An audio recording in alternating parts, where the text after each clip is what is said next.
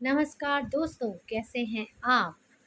I hope आपका week अच्छा जा रहा होगा, आप मस्त होंगे, स्वस्थ होंगे, तंदुरुस्त होंगे और व्यस्त होंगे। जो लोग मेरे चैनल से नए जुड़े हैं, उनको मैं बता दूँ, मेरा नाम शीतल राम सिंघानी है।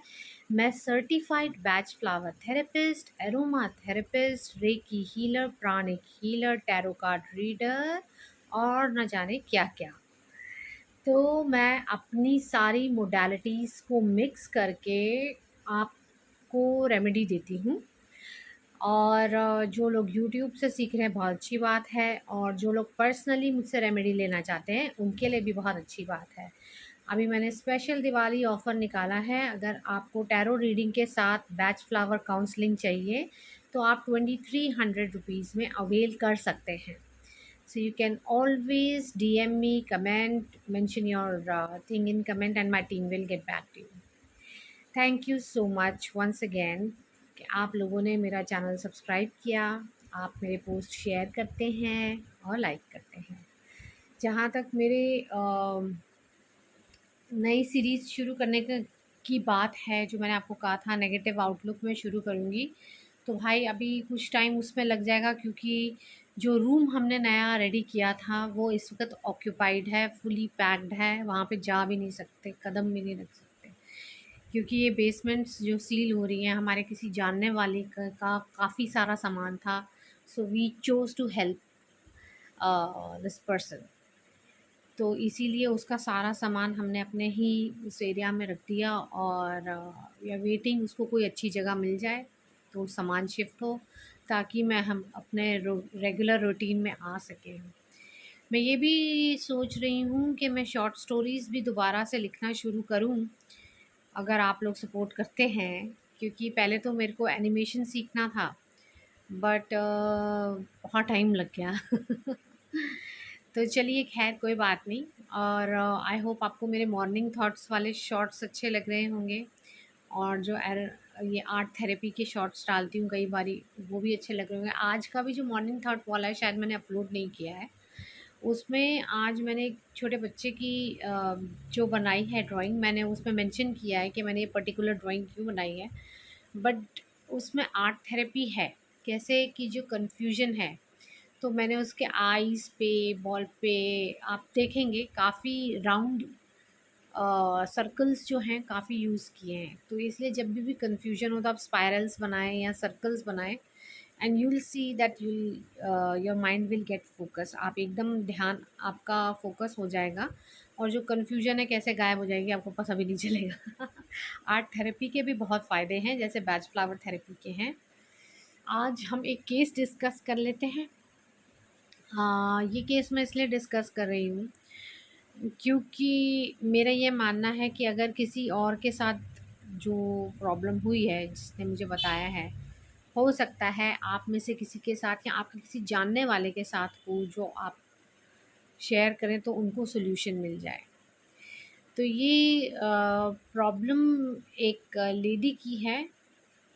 इनको एंग्ज़ायटी बहुत ज़्यादा हो रही है, मिड लाइफ़ क्राइसिस हो रहे हैं, और ऐसा हाल है कि मतलब she is blaming everyone for whatever is going around in her life. तो जो लोगों ने मेरे व्लॉग्स ध्यान से देखे होंगे, वो अभी तक समझ गए होंगे कि क्या-क्या देने की ज़रूरत है। पर जो नए जुड़े हैं, उनको मैं बता दूँ कि एंग्ज़ायटी जब ज़रूरत से ज़्यादा होती है, वरीसम दिमाग है आपका, बहुत टेंशन लगी रहती है हर चीज़ की, तो उसके लिए आप रेड चेस्टनट देते हैं, क्योंकि वो हार्मोनल इम्बैलेंस भी होता है आपका।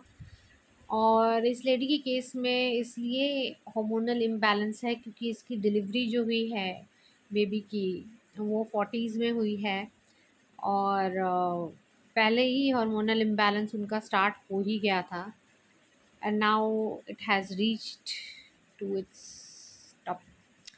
खैर कोई बात नहीं, but Bach flower I am sure it's gonna help her. और आप लोगों को भी इसलिए बता रही हूँ, चाहे आदमी हो चाहे औरत हो, एक बार 40s में जाएँ तो फिर वो सोचने लग जाते हैं कि भई मेरे बच्चे का फ्यूचर कैसे सिक्योर करूँ। They even try to help their kids. लेकिन क्या होता है ना, बच्चे मानते नहीं, वो कहते हैं हमें पता है हमें क्या करना है। तो वो ये नहीं समझते कि भाई जो अगर आपको गाइड कर रहा है कोई, उसने अपना तजुर्बा है जो आपसे शेयर करना चाहता है। बट कई बारी आपका तजुर्बा भी जो होता है वो ज़रूरी नहीं कि आपके बच्चों के लिए भी सेम चीज़ अप्लाई हो।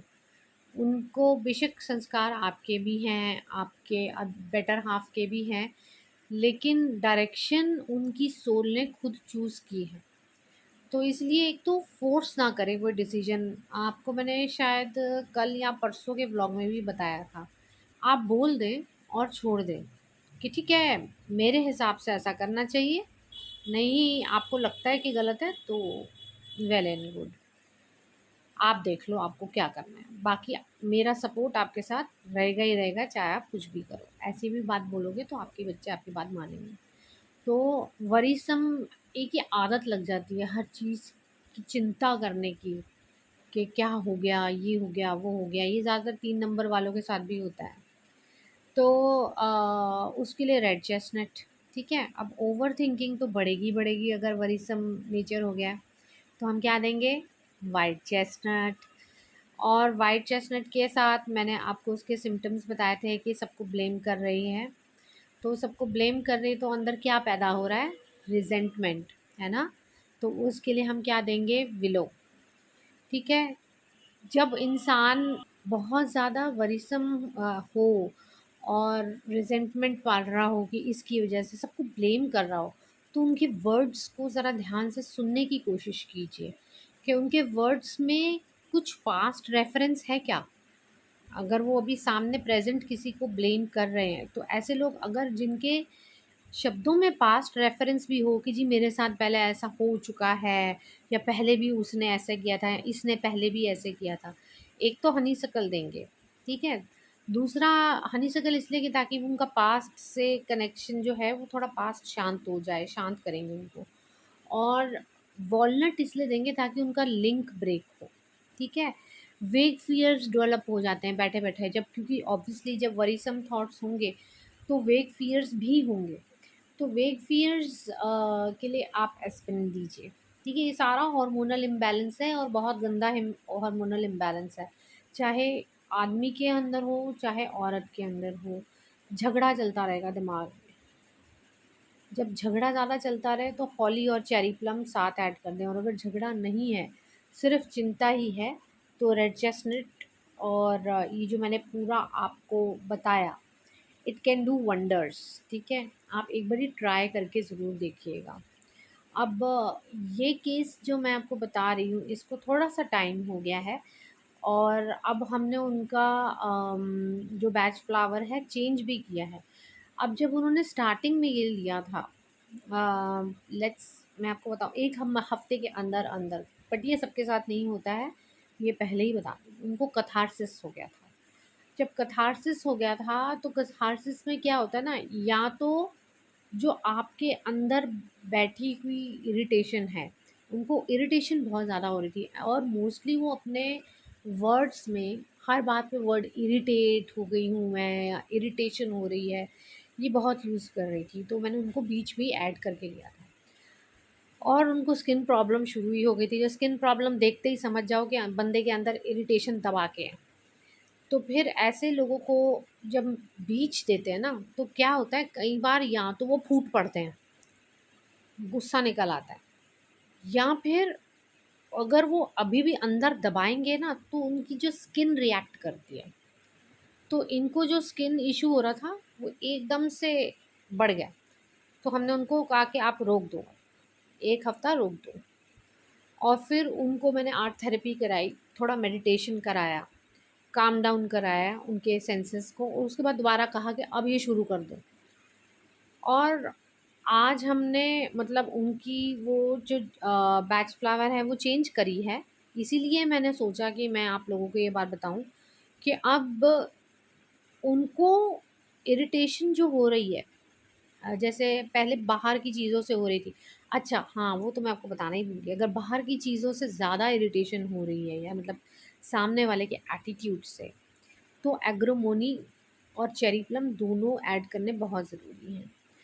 अब आपको मैं अगर अदर वे अराउंड समझाऊँ, तो ये लेडी को जो मैंने समझाया, और I hope she will apply, क्योंकि अगर वो अप्लाई नहीं करना चाहती होती तो वो दोबारा आती नहीं मेरे पास।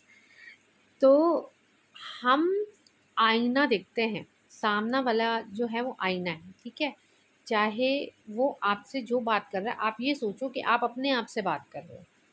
अगर सामने वाला गुस्से में है, तो आप गुस्से में उसको कैसे जवाब दोगे वो भी आपके ऊपर है। हँस के कैसे जवाब दोगे वो भी आपके ऊपर है। ध्यान से दिमाग लगा के कैसे जवाब दोगे वो भी आपके ऊपर है, ठीक है? समझ गए आप?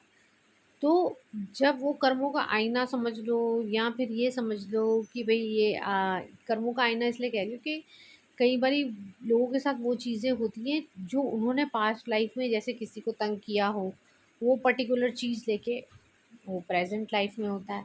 या फिर कुछ लोग ऐसे होते हैं जिनको गुस्से में रहने की आदत ही हो जाती है। तो उनको हर जगह गुस्सा ही गुस्सा दिखता है।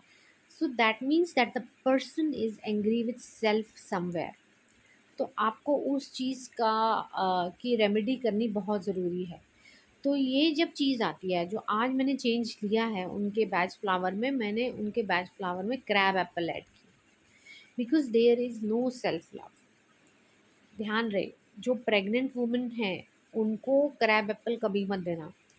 लेकिन प्रेगनेंसी हो गई है, टाइम हो गया है, 1-2 महीने हो गए, 3-4 महीने हो गए हैं, उसके बाद you can give crab Apple.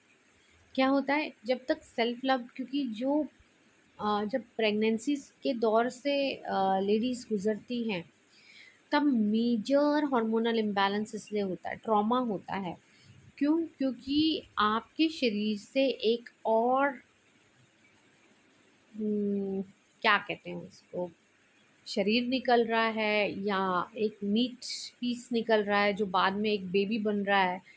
तो जब आपकी बॉडी के अंदर कोई हलचल होती है ना, तो ऑर्गन्स डर जाते हैं। चाहे वो बच्चा रहा अंदर काफ़ी टाइम रहा, वो निकल गया, तो आपकी इंटेस्टाइन्स, आपका बाकी ऑर्गन्स वो सब डर गए। तो इसीलिए वो ट्रॉमा गया। इसलिए तभी कहते हैं जैसे ही बच्चा पैदा हो इमीडिएटली 2 ड्रॉप्स बच्चे के मुंह में और 2 ड्रॉप्स मदर के मुंह में डाल दो, immediately first thing rescue remedy की। और उसके बाद आप देखोगे कि ये लोग थोड़े काम होंगे बच्चे के मुंह में, इसलिए क्योंकि बच्चा 9 महीने तक अंधेरे में रहता है। अब आपके साथ भी होता है ना, आप लाइट बंद करके सोए, एकदम कोई लाइट जलाए तो आपको इरिटेशन होती है, ऐसे ऐसे आप करते हैं कि नहीं, क्यों जलाई?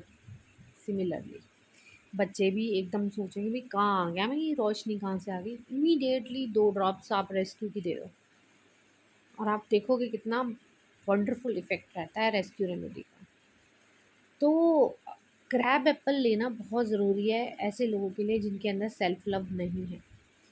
जब आप सेल्फ लव के लिए क्रैब एप्पल लेंगे ना, आप देखेंगे आपके बाकी इमोशंस भी कैसे शांत होते जाते हैं धीरे धीरे। Batch flower is a wonderful remedy if you try. आप एक बार ट्राई करके देखिए, आप थैंक यू कहेंगे ज़रूर मुझे एक दिन। चलिए फिर, आज बहुत बातें हो गई, अब कल मिलेंगे। मैं अभी शॉर्ट अपलोड करती हूँ जो मैंने मॉर्निंग में बनाया था, और बोगू की स्टोरी भी आधी रह गई है, उसको भी कंप्लीट करना है। तो उसके लिए भी मुझे आर्ट अभी रेडी करना पड़ेगा। Let me take time out. Thank you so much for watching my video. कल मिलते हैं, तब तक के लिए नमस्कार।